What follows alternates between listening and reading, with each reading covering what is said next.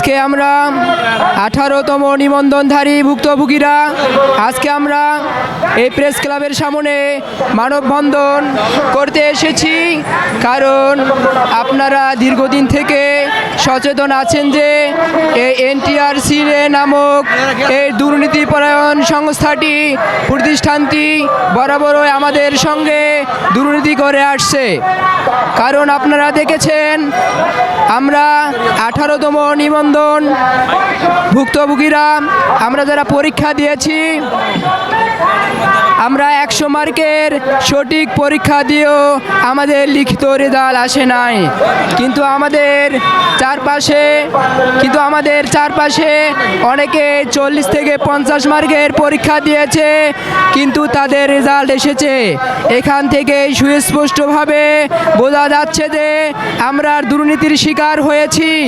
NTRC নামক এই দুর্নীতিপরায়ণ প্রতিষ্ঠানটি ব্যবসার শিক্ষকতার যে দুর্নীতি ব্যবসা করতেছে, এখান থেকে অকাট্যভাবে প্রমাণিত হয় যে আজকে আমরা যারা বাংলাদেশের ভবিষ্যতে আমাদের দেশকে বিশ্বের দিকে এগিয়ে নিয়ে যাব, আমরা সকলেই হতাশাগ্রস্ত হয়ে পড়েছি। উচ্চশিক্ষা গ্রহণ করে আমাদের মনোবল ভেঙে পড়েছে, আমাদের আত্মবিশ্বাস নষ্ট হয়ে গেছে। আমাদের পিতামাতা অনেক কষ্ট করে আমাদেরকে লেখাপড়া করাইয়েছেন, তারা আশা রাখেন আমরা বড় হয়ে আমরা উচ্চশিক্ষা গ্রহণ করে আমরা জাতির কল্যাণে নিয়োজিত থাকব। কিন্তু দুঃখের ব্যাপার হলো এই কথা সত্য যে এনটিআরসি নামক এই প্রতারণাপূর্ণ এই দুর্নীতিগ্রস্ত প্রতিষ্ঠানটি আমাদের সঙ্গে প্রতারণা করেছে, আমাদের সঙ্গে বৈষম্য করেছে। আমরা চাই না এই 5ই আগস্টের পর বাংলাদেশে আর কোনো এরকম বৈষম্য থাকুক। আমরা চাই মুখ ধরে এই বাংলাদেশে কোনো দুর্নীতি থাকবে না। আমরা চাই আবু সাইদের এই বাংলাদেশে কোনো দুর্নীতি থাকবে না। তাই আমরা আজকে 18তম নিবন্ধনধারীরা ভুক্তভোগীরা আজকে আমরা এই প্রেস ক্লাবের সামনে শান্তিপূর্ণভাবে মানববন্ধন করছি।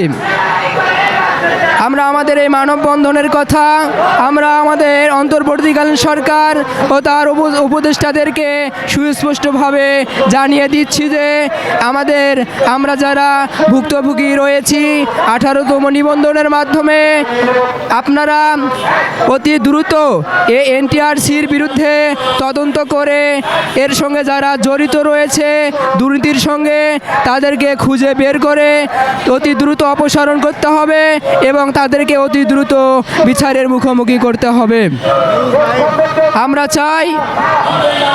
আমরা চাই এই সোনার বাংলায় এই শান্তিপূর্ণ মানববন্ধন হোক। আমরা চাই আগামী দিনে যাতে সুশিক্ষিত মানুষজন যাতে এদেশের কর্ণধার হতে পারে, এদেশের দায়িত্ব নিতে পারে, আমরা এটাই চাই।